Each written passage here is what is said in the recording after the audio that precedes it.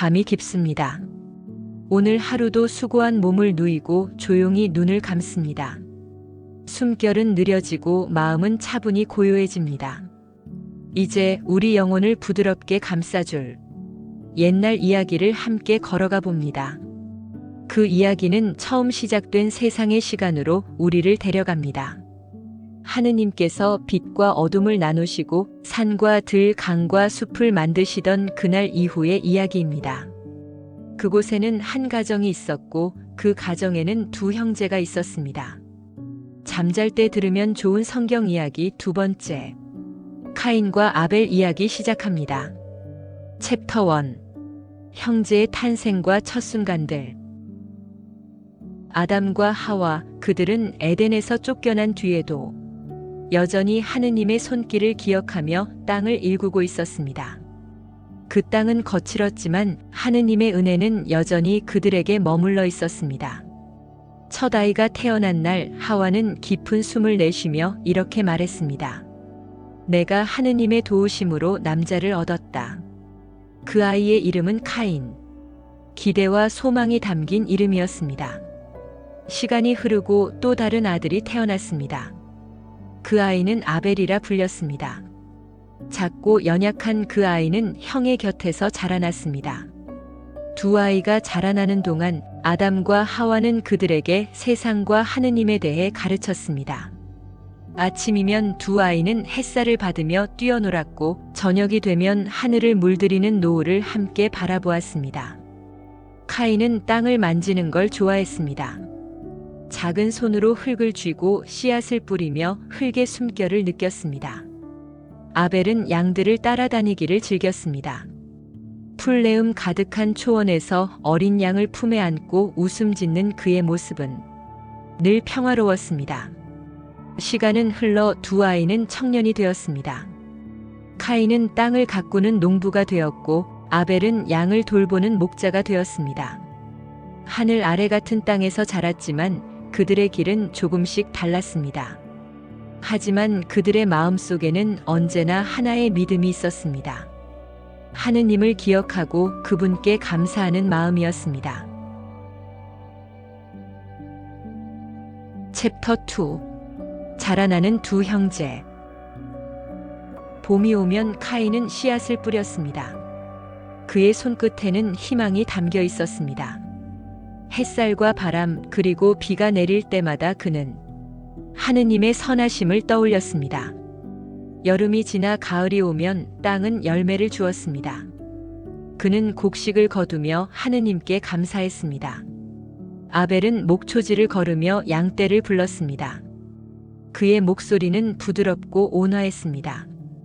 양들은 그의 발자국을 따라다녔고 그는 그들을 지키기 위해 언제나 깨어 있었습니다. 밤하늘 아래서 양떼를 지킬 때면 그는 별빛을 바라보며 기도했습니다. 하느님, 이 생명을 지켜주셔서 감사합니다. 그의 마음은 언제나 단순하고 투명했습니다. 이제 두 형제는 각자의 길에서 열심을 다하며 땀과 정성으로 하루를 살았습니다. 그러나 그들의 이야기는 바로 지금부터 깊고 의미 있는 길로 들어섭니다. 하느님께 드리는 제사, 그 선택의 순간이 다가오고 있었습니다. 챕터 3. 제사의 준비. 어느 날 하느님께 드릴 예배의 시간이 다가왔습니다. 햇살은 맑았고 공기는 맑게 빛나고 있었습니다. 형제는 각자 준비한 예물을 손에 들고 있었습니다. 카인은 땅에서 나온 열매를 모았습니다. 그는 밭에서 정성껏 거둔 곡식과 채소를 바구니에 담았습니다. 이만하면 충분하겠지. 카인은 나름대로 정성을 다했다고 생각했습니다. 하지만 그의 마음 한편에는 보이지 않는 미묘한 무게가 자리하고 있었습니다. 그것은 이 정도면 괜찮을 거야. 하는 스스로의 안심을 구하는 생각이었습니다. 아벨은 어린 양을 준비했습니다. 그는 양떼 중 가장 건강하고 흠없는 첫 새끼를 골랐습니다. 그 양의 털은 부드럽고 숨결은 따스했습니다. 아벨은 그 생명을 하느님께 드리며 조용히 기도했습니다. 하느님, 이 모든 것은 다 주님께로부터 왔습니다. 그의 마음은 깊은 감사로 가득했습니다. 챕터 4. 하느님의 시선. 형제는 각각의 제물을 제단 위에 올렸습니다. 바람은 잔잔했고 그 자리는 고요했습니다. 하지만 그 고요 속에서 하느님의 시선은 분명하게 움직이고 있었습니다. 하느님께서는 아벨과 그의 제물을 기쁘게 받으셨습니다. 그의 마음이 하느님께 향하고 있었기 때문입니다. 아벨은 자신의 것 중 가장 좋은 것을 아낌없이 드렸습니다. 그의 예물은 감사와 사랑으로 가득 차 있었습니다. 하지만 카인의 제물은 그렇지 않았습니다. 그의 손은 예물을 올렸지만 마음은 온전히 하느님께 향하지 않았습니다. 그리고 하느님은 그것을 아셨습니다. 하느님께서는 카인과 그의 제물을 받지 않으셨습니다.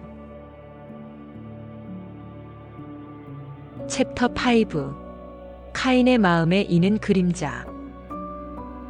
그 순간 카인의 얼굴이 굳어졌습니다. 심장은 점점 빨리 뛰었고 손끝은 서늘해졌습니다. 그는 자신을 바라보는 아벨의 눈빛을 느꼈습니다. 그 눈빛에는 미소가 있었지만 카인에게는 그 미소가 이상하게 보였습니다. 왜 내 것은 받지 않으셨지? 내가 부족한가? 마음속에서 작은 질문이 큰 불길로 번졌습니다. 그 불길은 분노였습니다. 그리고 그 분노는 부끄러움과 시기, 상처와 뒤엉켜 커져만 갔습니다. 그날 카인은 땅을 바라보며 아무 말도 하지 않았습니다. 하지만 그의 안에는 어두운 그림자가 깊이 내려앉고 있었습니다. 챕터 6. 하느님의 말씀. 그때 하느님께서 카인에게 말씀하셨습니다. 그 음성은 바람 같았고 강물 같았으며 마음 깊은 곳에 닿는 부드러움이 있었습니다. 카인아, 왜 내가 분노하느냐? 왜 내 얼굴이 어두워졌느냐? 내가 선을 행하면 어찌 얼굴이 밝아지지 않겠느냐? 선을 행하지 않으면 죄가 문 앞에서 너를 기다리고 있다. 죄는 너를 원하지만 너는 그것을 다스려야 한다. 그 말씀은 사랑이었고 동시에 경고였습니다. 하느님은 카인이 넘어지지 않기를 바라셨습니다. 그가 어둠 속으로 들어가지 않기를 바라셨습니다. 하지만 카인의 마음은 여전히 흔들리고 있었습니다. 분노는 여전히 불타고 있었고 그 불길은 점점 깊어지고 있었습니다. 챕터 3번. 다가오는 어둠. 카인은 들판으로 아벨을 불렀습니다. 목소리는 평온했지만 그 안에는 알 수 없는 떨림이 있었습니다. 아벨, 들로 가자. 아벨은 형을 따라갔습니다. 바람이 불었고 하늘은 맑았지만 두 형제의 발걸음에는 묘한 긴장이 깃들어 있었습니다. 아벨은 아무것도 알지 못했습니다. 그저 형이 자신을 부른 것을 기뻐했습니다. 하지만 카인의 손은 떨리고 있었고 그의 심장은 미친 듯이 뛰고 있었습니다. 그때 세상은 조용했고 오직 카인의 숨결과 아벨의 발소리만이 메아리 쳤습니다. 챕터 8. 비극적인 순간과 하느님의 질문, 그리고 카인의 고통. 카인은 들판을 걸었습니다. 그의 발자국은 무겁고 어깨는 축 처져 있었습니다. 그의 마음속에는 복잡한 생각이 소용돌이쳤습니다. 왜 내 제사는 받지 않으시고 아벨의 제사만 받으셨을까? 그의 속에서 작은 불씨가 타오르기 시작했습니다. 그 불씨는 질투였습니다. 그리고 그 질투는 분노로 자라나고 있었습니다. 하느님께서 카인의 마음을 아셨습니다. 그분은 조용히 그러나 분명한 음성으로 말씀하셨습니다. 카인아, 부드럽지만 단호한 음성이 그의 영혼을 울렸습니다. 카인은 걸음을 멈추고 하늘을 올려다보았습니다. 푸른 하늘, 그러나 그의 가슴은 여전히 무거웠습니다. 어찌하여 내가 분노하느냐? 어찌하여 얼굴이 어두워졌느냐? 내가 선을 행하면 어찌 낯을 들지 못하겠느냐? 그러나 선을 행하지 아니하면 죄가 문 앞에 엎드려 있느니라. 죄가 너를 원하지만 너는 죄를 다스려야 하느니라. 하느님의 음성은 맑고 깊었습니다. 그러나 카인의 마음은 이미 거칠게 흔들리고 있었습니다. 그는 고개를 숙이고 깊은 한숨을 내쉬었습니다. 죄를 다스려야 한다. 하지만 왜 내 마음은 이렇게 불타는가? 카인은 대답하지 못했습니다. 그의 가슴은 뜨겁게 달아올랐습니다. 아벨은 여전히 평화로운 얼굴을 하고 있었습니다. 그는 들판에서 양을 돌보며 하느님께 감사하는 노래를 부르고 있었습니다. 그 노랫소리는 바람을 타고 들판을 넘어 퍼져갔습니다. 그러나 그 노래는 카인의 귀에는 거슬리는 소리로 들렸습니다. 왜 그는 웃을 수 있지? 왜 그는 저렇게 평안하지? 질투는 이제 완전한 그림자가 되어 카인의 마음을 덮었습니다. 어느 날 카인은 아벨에게 조용히 말했습니다. 아벨, 형과 함께 들로 나가지 않겠느냐? 아벨은 망설임 없이 웃으며 대답했습니다. 그래, 형. 함께 가자. 햇빛이 따뜻하게 비추는 들판. 풀잎은 바람에 흔들리고 새들은 지저귀었습니다. 모든 것이 평화로웠습니다. 그러나 그 평화의 그림자 뒤에서 어두운 결심이 자라나고 있었습니다. 카인은 손을 움켜쥐었습니다. 그의 눈빛은 흔들렸습니다. 마지막 순간까지도 하느님의 음성이 속삭였습니다. 카인아, 멈추어라. 너는 아직 선택할 수 있다. 카인아, 멈추어라. 그러나 그는 그 속삭임을 뿌리쳤습니다. 그리고 그날 들판에서 아벨의 생명은 멈추었습니다. 땅은 그 피를 삼켰습니다. 바람은 낮게 울부짖었습니다. 그리고 깊은 침묵이 들판을 덮었습니다. 카인은 그 자리에서 떨고 있었습니다. 그의 손, 그 손에 남아있는 형언할 수 없는 흔적. 그는 그것을 바라보며 뒷걸음질 쳤습니다. 그때 하느님의 음성이 들려왔습니다. 그 음성은 깊고 무겁게, 그러나 여전히 슬픔이 깃든 사랑으로 울렸습니다. 카인아, 내 아우 아벨이 어디 있느냐? 카인은 떨리는 입술로 대답했습니다. 제가 아우를 지키는 자입니까? 그의 말은 거짓과 두려움으로 떨리고 있었습니다. 하느님의 음성은 다시 울렸습니다. 내가 무슨 일을 하였느냐? 내 아우의 피소리가 땅에서부터 내게 호소하느니라. 그 말은 카인의 가슴을 꿰뚫었습니다. 그는 무릎을 꿇고 얼굴을 두 손으로 감쌌습니다. 눈물이 땅에 떨어졌습니다. 하느님께서 말씀하셨습니다.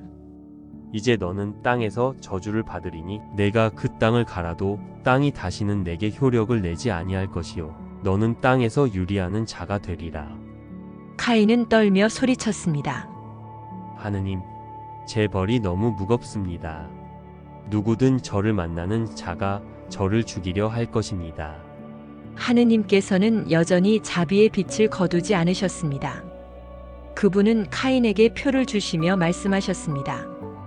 누구든지 카인을 죽이는 자는 벌을 7배나 받으리라. 그리고 카인은 떠났습니다. 그는 하느님의 얼굴을 피하여 멀리 노드 땅으로 갔습니다.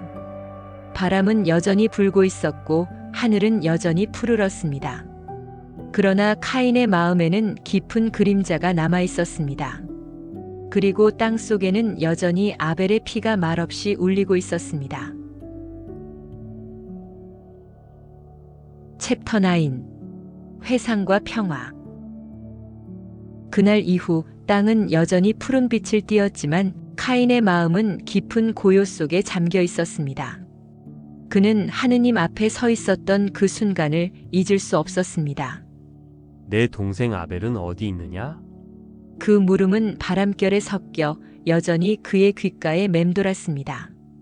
카인은 땅 위에 홀로 서서 황혼을 바라보았습니다. 하늘은 붉은 빛에서 서서히 푸른 빛으로 물들어갔고 별빛 하나가 조용히 떠올랐습니다. 그 빛을 바라보며 그는 가만히 속삭였습니다. 아벨 내 동생. 그의 눈에 눈물이 맺혔습니다. 그 눈물은 차갑지 않았습니다. 하느님께서 남겨두신 작은 따뜻함이었습니다. 그 눈물은 그가 아직 완전히 버려지지 않았음을 말해주는 증거였습니다. 하느님께서는 카인에게 형벌을 내리셨지만 그를 끝까지 버리지 않으셨습니다. 그에게 표를 주셔서 다시는 누구도 그를 죽이지 못하게 하셨습니다. 하느님의 마음에는 여전히 자비가 있었습니다. 비록 죄가 땅에 깊이 뿌리 내렸지만 하느님의 은혜는 더 깊었습니다. 묵상 메시지. 이 이야기는 우리에게 말해줍니다. 하느님은 우리의 마음을 아십니다. 우리의 상처, 질투, 두려움, 심지어 우리가 감추려는 죄까지도 알고 계십니다. 하지만 그분은 우리를 끝내버리지 않으십니다. 때로 우리는 카인처럼 넘어질 때가 있습니다. 사랑보다 미움이 앞서고 이해보다 질투가 앞설 때가 있습니다. 그런 순간에도 하느님은 여전히 부드럽게 말씀하십니다. 너는 죄를 다스려야 한다. 그 음성은 책망이 아니라 우리를 살리려는 부드러운 부르심입니다. 그리고 아벨. 그의 순전함은 우리에게 말합니다. 작은 제사, 작은 정성이라도 하느님께 드리는 마음이 깨끗하면 그 향기는 하늘에 닿는다는 것을 말입니다. 이제 우리 마음을 가만히 내려놓읍시다. 카인의 분노도 아벨의 눈물도 하느님의 사랑도 모두 우리의 마음 깊은 곳에서 만나게 하십시오. 하늘을 바라보며 이렇게 기도합니다. 하느님, 저를 살피시고 제 마음을 깨끗하게 하소서. 제 안에 있는 어두움을 몰아내시고 사랑과 평화를 제 안에 채워주소서. 밤하늘의 별이 하나둘 떠오릅니다. 그리고 고요한 바람이 살며시 속삭입니다. 너는 혼자가 아니다. 하느님은 여전히 너와 함께 계신다. 이것으로 카인과 아벨 이야기를 마칩니다. 오늘도 하느님의 사랑 안에서 평안히 잠드십시오.